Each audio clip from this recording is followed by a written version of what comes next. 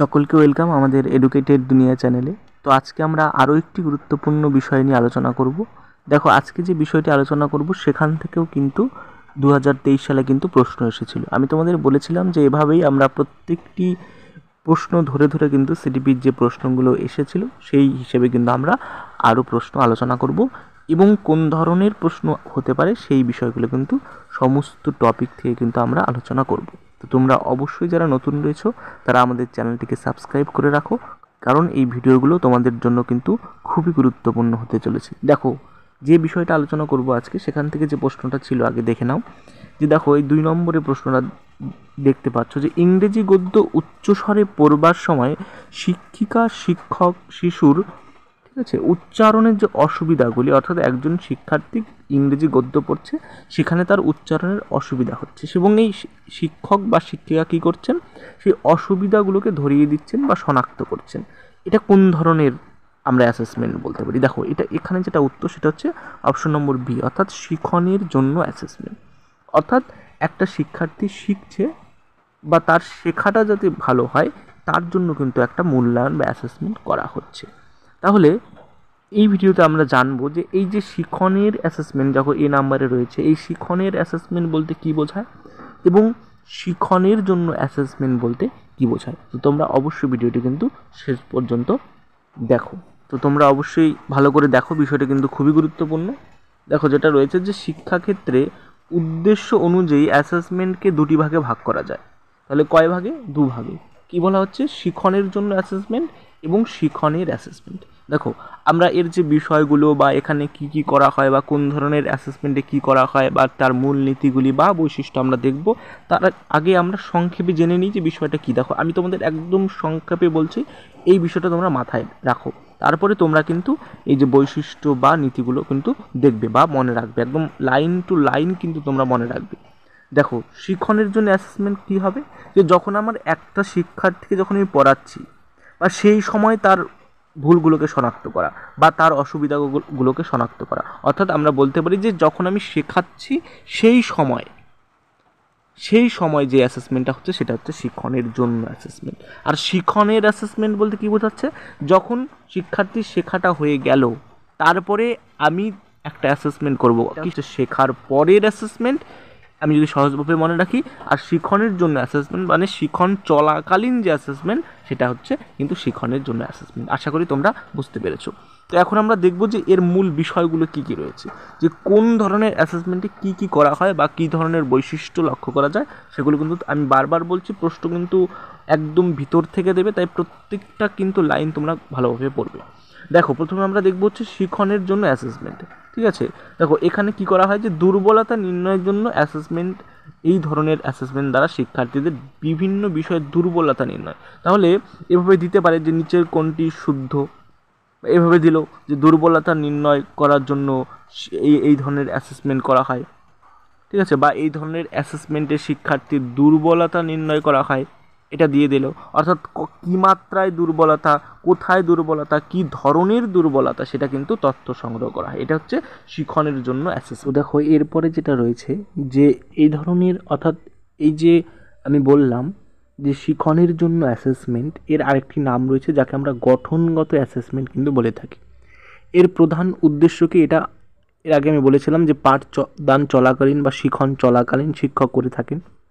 তোমরা এগুলো দেখে নেবে, আমি 2-1টা বিষয় গুরুত্বপূর্ণগুলো বলছি। আর হ্যাঁ, অবশ্যই যারা পিডিএফটি সংগ্রহ করতে চাও তারা কিন্তু অবশ্যই আমাদের টেলিগ্রাম চ্যানেলে যুক্ত হয়ে যাও, কারণ এই পিডিএফগুলো কিন্তু তোমাদের জন্য খুবই গুরুত্বপূর্ণ।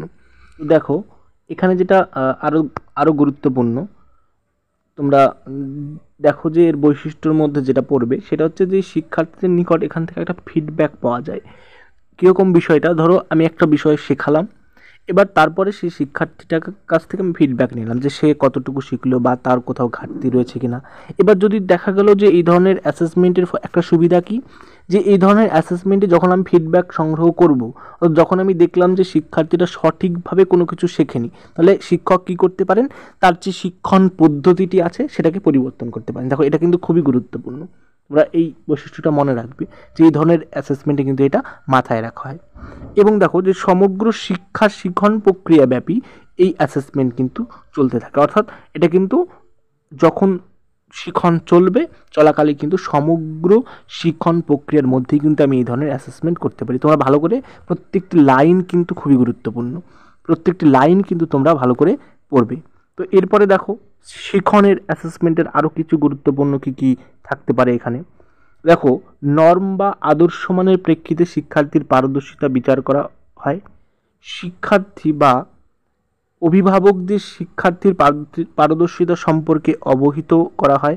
অর্থাৎ আমি বলেছিলাম যে শিখনের অ্যাসেসমেন্ট হচ্ছে একটা পুরোপুরি একটা বিষয় শেখানোর পরে তারপরে যে শিক্ষক অ্যাসেসমেন্ট করে থাকে সেটা হচ্ছে শিখনের অ্যাসেসমেন্ট। অর্থাৎ শেখানোর পরে, আগেরটা ছিল শেখানোর সময়, ঠিক আছে, বা শেখানোর মাঝে, আর এটা হচ্ছে পরে। তাহলে দেখা গেল যে কোনো শিক্ষার্থী তার শেখানোর শেষে একটা পরীক্ষা নেওয়া হলো, সেখানে সে নম্বর কম পেলো, তার মানে কি তার শেখার ঘাটতি রয়েছে।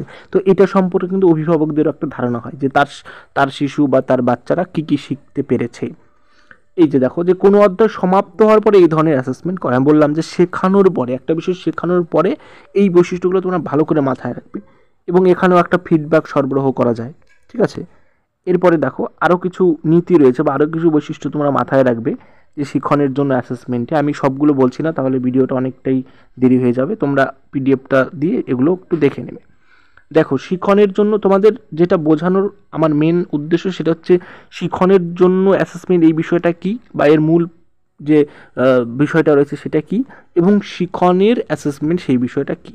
তোমরা এই বৈশিষ্ট্যগুলো আমি দু একটা বলছি এবং বাকিগুলো তোমরা ভালো করে কিন্তু পড়ে নেবে। আমি বারবার বলছি, টেক্সট কিন্তু অবশ্যই পড়তে হবে।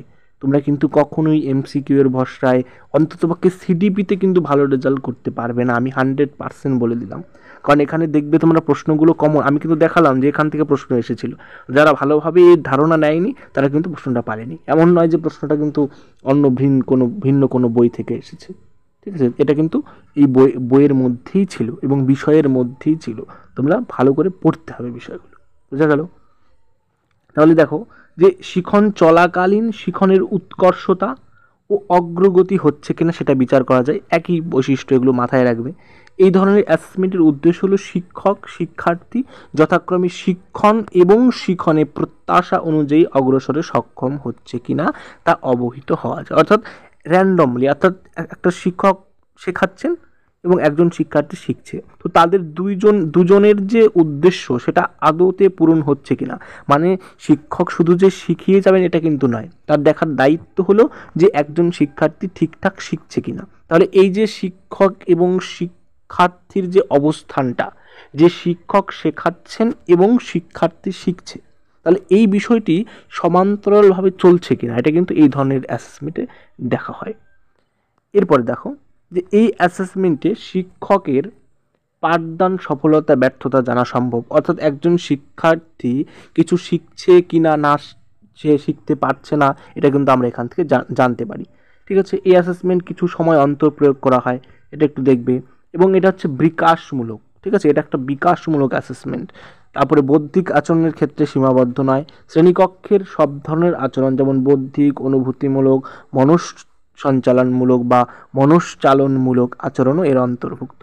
এরপরে কি এই ধরনের উদাহরণ দিতে পারে, হয়তো বা পাশে উদাহরণ দিয়ে দিল, ঠিক আছে, বা এরকমটা দিয়ে দিল যেটা কোন ধরনের অ্যাসেসমেন্ট, কয়েকটি উদাহরণ দিয়ে বললো।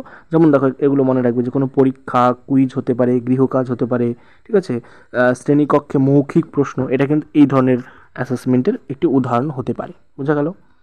এরপরে শিখনের অ্যাসেসমেন্ট, ওই একই বিষয়, এখানে একটু বৈশিষ্ট্যগুলো দীর্ঘভাবে দেওয়া আছে বা অনেকগুলো দেওয়া রয়েছে। যে শিখন শেষে, আমি বললাম যে শেষে কিন্তু শিক্ষার্থী কী পরিমাণে, বারবার একই কথা বলছে, যে কী পরিমাণে শিখন সম্পন্ন হয়েছে, সে আদতে সঠিকভাবে শিখছে কিনা, এটা কিন্তু এখানে আমরা জানতে পারি, ঠিক আছে। তারপর এই অ্যাসেসমেন্টে পাঠ চলাকালীন পরিবর্তনের সুযোগ কম, কারণ এখানে দেখো যেহেতু পাঠদানের শেষে করা হচ্ছে, তো এখানে কিন্তু সেই সুযোগটা কম থাকছে। আমি আগেরটাতে কি বলেছিলাম, যে শিখনের জন্য অ্যাসেসমেন্টে কী থাকছে, অর্থাৎ দেখা গেল একটি শিক্ষার্থী সঠিকভাবে শিখতে পারছে না, তার জন্য শিক্ষক কী করেন, পাঠদান যে পদ্ধতি আছে সেটাকে পাল্টে ফেলেন, কিন্তু এখানে সেই সুযোগটা কম পাওয়া যাচ্ছে, কারণ পাঠদান তো শেষ হয়ে গিয়েছে, তারপরে এই ধরনের অ্যাসেসমেন্ট করা হচ্ছে। তার মানে শিক্ষক পারছেন না সঙ্গে সঙ্গে সেই যে পাঠদানটাকে বা পাঠদান পদ্ধতিটাকে পরিবর্তন করতে, বোঝা গেল? এই বিষয়গুলো আমাদের মাথায় রাখতে হবে। দেখো, সাধারণ শিক্ষাবর্ষে একবার বা দুবার, এটা হচ্ছে ধরো মানে 6 মাস অন্তর মানে একটা দীর্ঘ সময়ের একটা অ্যাসেসমেন্ট এটা, ঠিক আছে? বা বছরে একটাও হতে পারে বা দুটো হতে পারে, যেমন যেমন সেমিস্টার সিস্টেমে বছরে দুটো, এটা হচ্ছে শিক্ষণের অ্যাসেসমেন্ট। যদি বলা হয় এরকম উদাহরণ দিয়ে, সেমিস্টার যে পরীক্ষা হয় সেমিস্টারের মাধ্যমে, সেটা কী ধরনের অ্যাসেসমেন্ট? সেটা কিন্তু শিক্ষণের অ্যাসেসমেন্ট, কারণ এটাকে বছরে দুটো দেওয়া হয়, আর 6 মাস অন্তর অন্তর বছরে দুটো, বোঝা গেল? এটা কিন্তু এর উদাহরণ হতে পারে।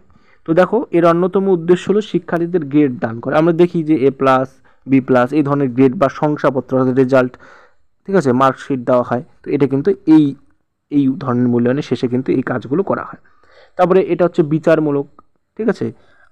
এটা সাধারণত বৌদ্ধিক আচরণে বিচার করা হয়, অর্থাৎ কতটা বৌদ্ধিকভাবে সে শিখলো বিষয়গুলো, তার বৌদ্ধিক ক্ষমতাটা কিন্তু এই ধরনের মূল্যায়নের উপর জোর দেওয়া হয়। তো এই বিষয়গুলো কিন্তু ভালো করে পড়বে। এইভাবে প্রশ্ন দিতে পারে যে নিচের কোনটি শুদ্ধ, দিয়ে দিল যে এই শিক্ষণের অ্যাসেসমেন্টে বৌদ্ধিক আচরণই বিচার করা হয়। তুমি যদি এইটা না জানো, তাহলে তুমি কী করবে, ভাববে যে এটা অশুদ্ধ।